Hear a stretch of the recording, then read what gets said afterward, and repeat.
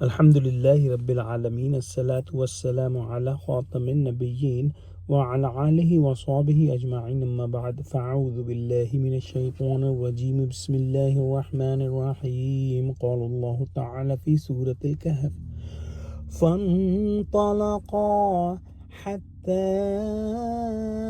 إذا لقي غلاما فقتله قال أقتلت نفسا زكية بغير نفس لقد جئت شيئا نكرا قال ألم أقل لك إنك لن تستطيع معي صبرا قال إن سألتك عن شيء بعدها فلا تصاحبني قد بلغت من لدني عذرا۔ ترجمہ: پھر دونوں چلے یہاں تک کہ رستے میں ایک لڑکا ملا تو خضر نے اسے مار ڈالا۔ موسیٰ نے کہا کہ آپ نے ایک بے گناہ شخص کو ناحق بغیر قصاص کے مار ڈالا، یہ تو آپ نے بری بات کی۔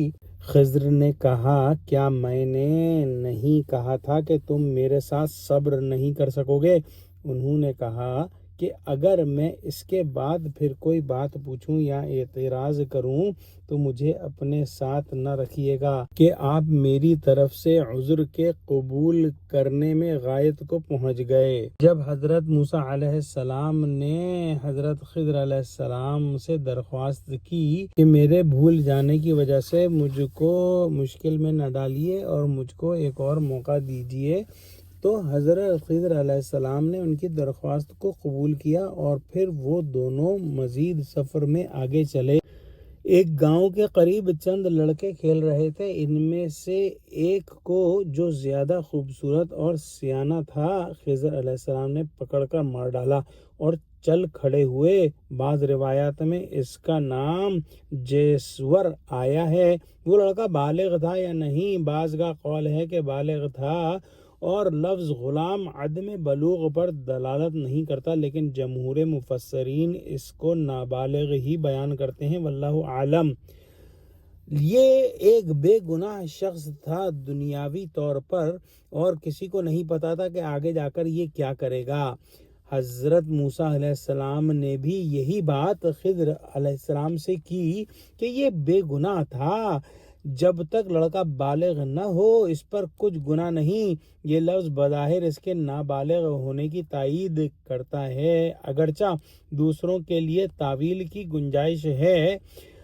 اول تو یہ نابالغ قصاص میں بھی قتل نہیں کیا جا سکتا، اس پر مزید یہ کہ یہاں قصاص کا بھی کوئی قصہ نہ تھا، پھر اس سے بڑھ کر معقول بات کون سی ہوگی اور کیا وجہ ہو سکتی ہے کہ آپ نے اس کو مار ڈالا؟ حضرت موسیٰ علیہ السلام کے پاس کوئی جواز نہیں تھا جس کی بدولت وہ چپ رہتے اور یہ بات نہ پوچھتے، کیونکہ ان کے نظر میں یہ نہایت غلط ہوا۔ لیکن خضر علیہ السلام نے پہلے ہی وارننگ دے دی تھی کہ آپ کو ایسے حالات و واقعات دیکھنے میں آئیں گے جن پر خاموشی کے ساتھ صبر نہیں کر سکو گے، اور انہوں نے یہ کہہ دیا تھا اور آخر وہی ہوا۔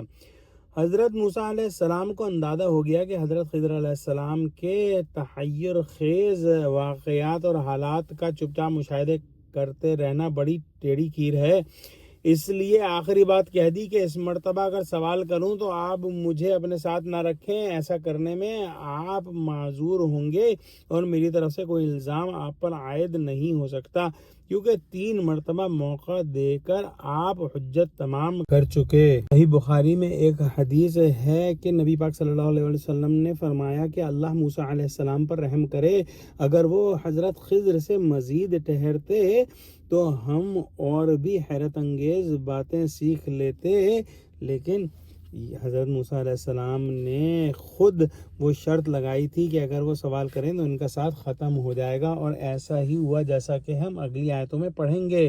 دعا کرتے ہیں کہ اللہ سبحانہ وتعالی ہم کو قرآن کا فہم عطا فرما، ہم کو سچوں سے جوڑے، ہم کو صراط مستقیم پر قائم فرما دے۔ یا اللہ مسلمانوں کی مدد کر، مسلمانوں کو متحد فرما، آمین۔